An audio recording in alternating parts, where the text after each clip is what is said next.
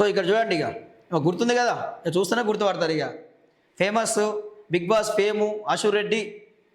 So ఇక్కడ ఏంది, Ashu Reddy cheating, పెళ్లి పేరుతో బిగ్ బాస్ ఫేమ్ మోసం, ధర్మేంద్ర అనే వ్యక్తి వద్ద 10 కోట్ల వసూలు చేసిందంటూ ఇక్కడ ప్రధానమైన వార్త చూస్తున్నామండి. సో నాకు అర్థం కాదు, ఈ ధర్మేంద్ర నువ్వు మహానుభావుడు ఉన్నావు స్వామి, నువ్వు మహానుభావుడు ఉన్నావు, నీకైతే మొక్కాలే, ధర్మేంద్రకు మొక్కాలే.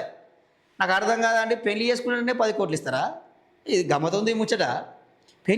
ఓన్లీ పెళ్లి చేసుకుంటా అన్నందుకే 10 కోట్లు ఇచ్చినావా? పెళ్లి చేసుకుంటా అన్నందుకే.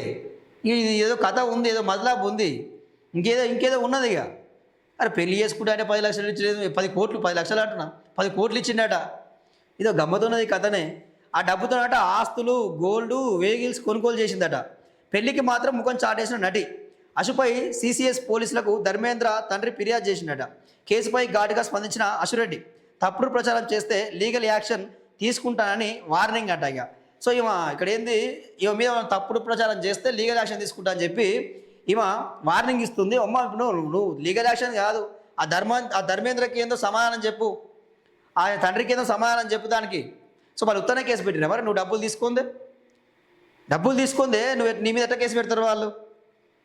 ఇంకా ఇక్కడ ఏంది, ఈమెకు కాక ఈమె చెల్లెకి ఇంకో 50 లక్షలు ఇచ్చిండట, ఈమెకు 10 కోట్లు ఇచ్చింది కాక ఈమె సిస్టర్కి ఇంకో 50 లక్షలు ఇచ్చిండట.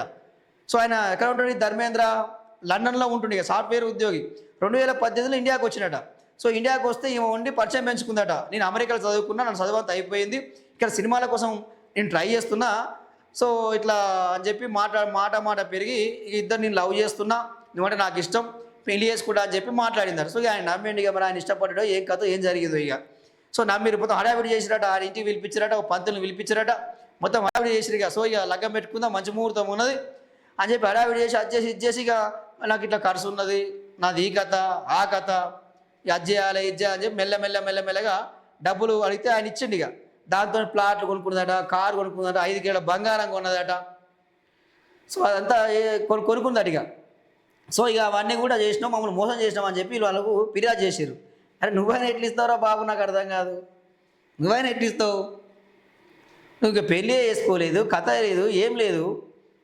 సో ఇవన్నీ ధర్మేంద్ర అంటే ఆయన బయటకు వస్తే అన్నీ తెలుస్తాయి. ఇక సో సిసిఎస్ పోలీసులు కేసు నమోదు చేసిర్రు, ఇన్వెస్టిగేషన్ చేస్తారు, ఇక ఎంక్వైరీ చేస్తున్నట్టు. ఇక సో దీని కథ ఏంది, ఏం కథ, ఇట్లా డబ్బులు కొట్టిన ప్రూఫ్స్ ఉంటాయి కదా, ఆన్లైన్లో కొట్టిండా లేకపోతే క్యాష్ ఇచ్చిండా, ఫోన్పే, గూగుల్ పేలు, ఆన్లైన్ ట్రాన్సాక్షన్లు, సో ఇవన్నీ కూడా బయట పడతాయి. ఇక త్వరలో అన్నీ బయటకు వస్తాయి. ఇక సో ఇట్లా ఇది బాగుంది కదా, ఈ పెళ్ళి చేసుకునే 10 కోట్లు అంటే ముచ్చట నాకు వస్తుంది అసలు.